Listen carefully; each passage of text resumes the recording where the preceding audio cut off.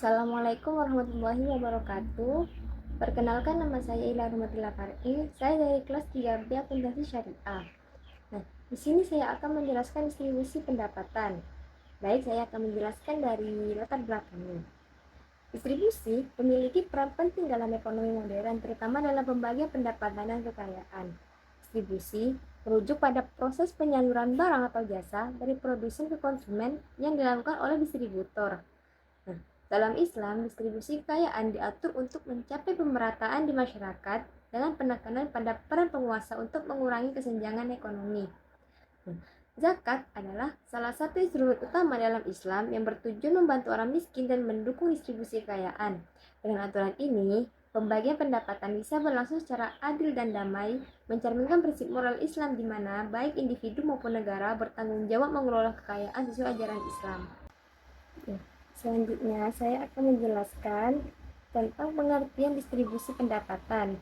Nah, distribusi adalah proses penyaluran barang dan jasa dari produsen ke konsumen dilakukan oleh distributor.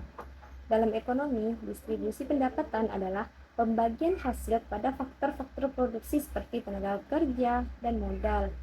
Dalam Islam, distribusi pendapatan adalah penyaluran harta baik milik pribadi maupun publik kepada yang berhak untuk meningkatkan kesejahteraan sesuai syariat. Islam menganjurkan orang berpendapatan tinggi membantu yang berpendapatan rendah demi keseimbangan sosial. Masalah distribusi pendapatan masih menjadi perdebatan di antara para ahli ekonomi. Nah, sistem kapitalis membebaskan individu untuk mengumpulkan kekayaan tanpa ada batasan. Sementara sistem sosialis mereka berpendapatan bahwa kebebasan tanpa batasan dapat membahayakan masyarakat. Oleh karena itu, hak individu atas harta mereka dialihkan pada negara demi pemerataan. Nah, tetapi sistem kapitalis dan sosialis tersebut belum memberikan solusi adil terhadap distribusi pendapatan. Nah, di sini Islam menawarkan sistem yang adil melalui zakat, infak, dan sedekah, menekankan keseimbangan tanpa sikap kikir atau boros, sebagaimana disebutkan dalam surah Al-Isra ayat 29 sampai 30, yang dimana ayat ini menegaskan pentingnya keseimbangan agar setiap orang mendapatkan haknya secara adil dengan keyakinan bahwa Allah memberikan rezeki sesuai kehendak dan pengetahuannya atas kebutuhan setiap hamba. Nah, selanjutnya saya akan bahas sektor-sektor distribusi pendapatan. Nah, di sini sektor distribusi pendapatan terbagi menjadi 3. Yang pertama, distribusi pendapatan sektor rumah tangga. Yang kedua, distribusi pendapatan sektor negara. Dan yang ketiga, distribusi pendapatan sektor industri. Nah, saya akan bahas yang pertama. Distribusi pendapatan dalam rumah tangga muslim harus berlandaskan nilai Islam, meliputi produksi, konsumsi, transaksi, dan investasi. Nah, distribusi ini mencakup 2 jenis sedekah dan instrumen lainnya. Yang pertama, sedekah wajibah, yaitu pengeluaran yang wajib seperti nafkah, zakat, dan waris. Terus yang kedua yaitu sedekah nafilah, yaitu pengeluaran sukarela seperti infak, akikah, dan wakaf. Nah, adapun instrumen lainnya yaitu hudud atau hukuman, yaitu sanksi untuk tindakan tertentu seperti kafarat atau tebusan dosa, terus diat, tebusan atas kesalahan dalam ibadah, yang terakhir yaitu nazar, mengorbankan harta untuk memperoleh ridha Allah. Nah, dalam Islam, setiap pendapatan muslim mengandung hak untuk Allah, Rasul, dan sesama muslim, menciptakan jaminan sosial yang mencegah ketimpangan. Distribusi pendapatan ini mengikuti maqasid al-syariah untuk kemaslahatan manusia terbagi dalam 3 tingkatan: daruriyat atau pokok, hajiat atau tambahan, dan tahsiniyat yaitu penyempurnaan. Nah, prioritasnya adalah memenuhi kebutuhan keluarga terlebih dahulu. Jika ada surplus atau jika ada kelebihan, gunakan untuk membayar hutang, lalu keluarkan zakat jika sudah memenuhi syarat.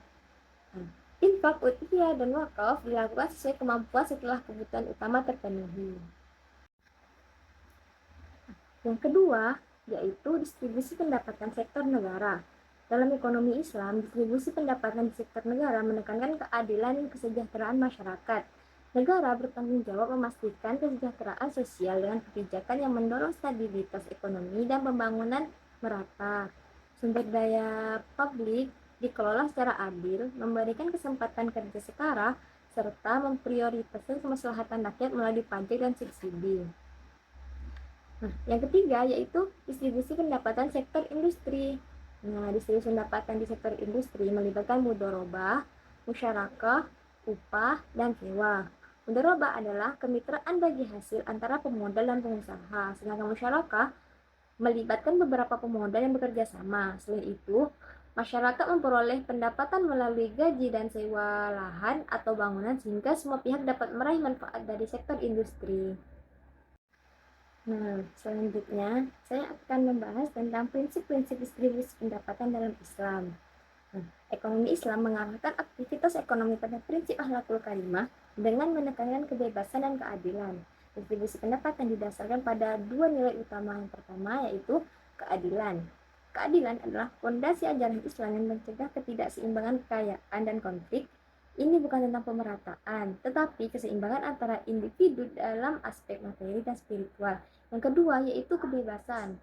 Kebebasan dalam ekonomi Islam berfokus pada pengakuan hak kepemilikan individu. Ini memberikan motivasi untuk berusaha dan menghasilkan. Namun, kebebasan ini terkendali untuk mencegah materialisme. Islam memahami perbedaan antara kaya dan miskin sebagai sunnatullah dan tidak menekankan pemerataan yang sama dalam distribusi kekayaan. Nah, selanjutnya yaitu tujuan distribusi dalam Islam. Tujuan distribusi pendapatan dalam Islam menurut Rosalindo 2014 berkaitan dengan implementasi maqasid syariah. Tujuan ini dibagi menjadi beberapa kategori. Yang pertama itu tujuan dakwah, mencakup penyaluran zakat kepada 8 asnaf untuk meningkatkan keimanan penerima dan mendorong keislaman bagi mu'alaf. Yang kedua yaitu tujuan pendidikan, bertujuan membentuk individu berakhlak baik dan dermawan serta menjauhi sifat mazmumah seperti pikir. Yang selanjutnya, tujuan sosial berfokus pada pemenuhan kebutuhan kelompok yang membutuhkan, menciptakan solidaritas dan mengurangi kebencian untuk mencapai keadilan dan keamanan. Yang terakhir yaitu tujuan ekonomi, meliputi pembersihan harta melalui infak, memberdayakan pengangguran.